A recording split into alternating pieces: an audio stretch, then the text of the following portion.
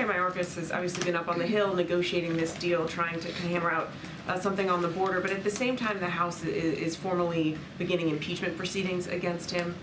Do you have any concern that this will complicate a deal? It could hurt negotiations, especially as we're up against the clock here? So I kind of addressed this at the top, how baseless it is and how they're wasting their time on impeachment proceedings that make no sense. And that's not what the American people want them to focus on. And that's certainly, we see that from House Republicans, obviously, and it's a political stunt. It's baseless. It's purely baseless. And instead of coming together to deal with potentially what's going to happen on January 19th, a shutdown, instead of dealing with that and really keeping to their word of that bipartisan agreement that the president did and made back in 2023 and keeping that deal, 2/3 of House Republicans voted for that. We saw bipartisan support in the Senate. And what they're doing is they're not doing their job. They're focusing on something that Americans do not want to see. They want us to deliver on things that matter to them. But regardless of that, are you concerned that the fact that they are taking this action, even if you disagree with it, that it's going to make this more difficult, that it's going to complicate all of this? We think it's baseless, and we think it's a waste of time, and we think it's not the focus that they should have. That's not the focus that Americans want them to have. And so, look, we were able to come together when you think about the budget, when you think about where we're headed potentially on the 19th, to come with a bipartisan agreement to keep the government open. That was done in a bipartisan way. 2/3 of House Republicans voted for that.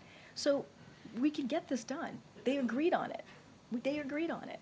But yet they want to focus on something that is not going to keep the government open, that's for sure.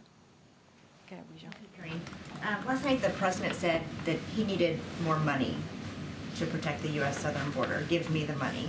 Does he think it's a lack of money, a lack of funding that has led to the current situation at the border? I mean, look, it's certainly there's a reason. Let me step back for a second. If you look at the national security supplemental that the president put forward, he put border security in there, right? Because he believes in order to get the work done at the border, we need more resources. DHS needs more resources.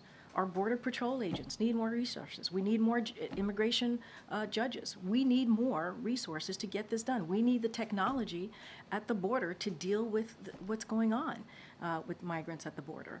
And last May, the Speaker and the Republicans in the House, they voted to get rid of 2,000 Border Patrol agents. I mean, that's their focus. So of course, that's not helpful.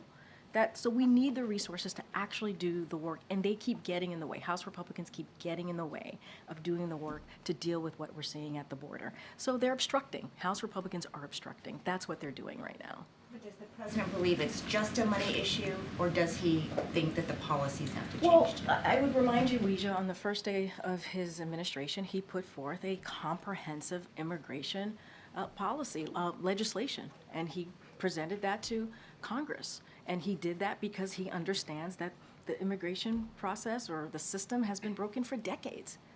So obviously, we need to change policy and work on policy to deal with a broken system. So it's both. It is, and that's what you've been seeing from the Senate side. Both Republicans and Democrats have been talking and negotiating for the past couple of weeks on how to deal with the border situation, border security, and it's been a policy conversation and a funding conversation. So it's both.